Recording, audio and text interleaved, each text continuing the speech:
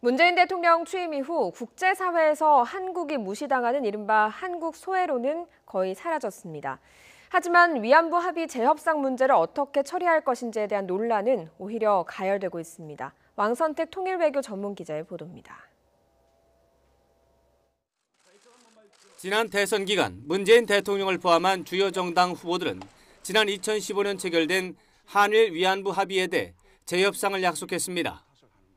그러나 국제사회에서 국가적 신뢰를 중시하는 학자들은 합의 파기나 재협상이 이익은 없고 손실만 가져올 것이라고 우려하고 있습니다. 그 위안부 합의를 또 뒤집으면 또 이제 국제사회에서는 한국 약속을 안 지키는 국가라는 이미지가 더 확산이 될 거예요.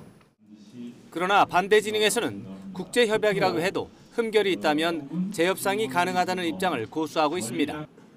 계약의 경우에도 명백히 잘못된 내용이거나 계약 체결 과정에서 하자가 있었거나 체결 이후에 사정 변경이 있거나 할 경우에 무효를 주장할 수 있거나 취소할 수가 있습니다.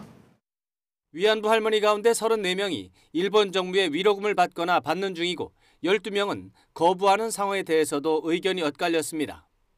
다수 할머니 의견을 존중해야 한다는 의견과 합의 반대 할머니가 소수지만 위안부 문제에서 적극적인 역할을 수행한 점도 중요하다는 의견입니다.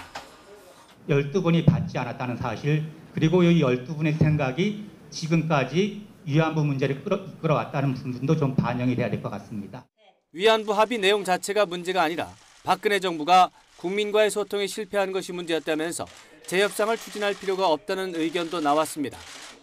12월 28일 합의가 나왔을 때 우리 언론에서의 여론들은 상당히 긍정적이었습니다. 그런데 이것이 1개월 정도 사이에 뒤집어지게 됩니다. 뒤집어져서 상당히 부정적으로 흐르게 되는데 합의 승계나 파기가 아니라 기존 합의 틀을 유지하면서 수정과 보완을 추진하는 제3의 길을 찾아야 한다는 의견도 상당한 관심을 받았습니다.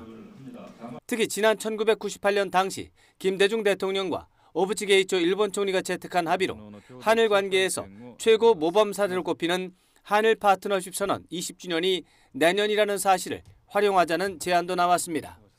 어느 쪽이든 문재인 정부가 성급하게 성과를 내기 위해 무리한 행보에 나서기보다는 한일 관계 전반을 보면서 차분하게 대응하는 것이 중요하다는 의견에 대해서도 대부분의 전문가가 동의했습니다. YTN 왕선택입니다.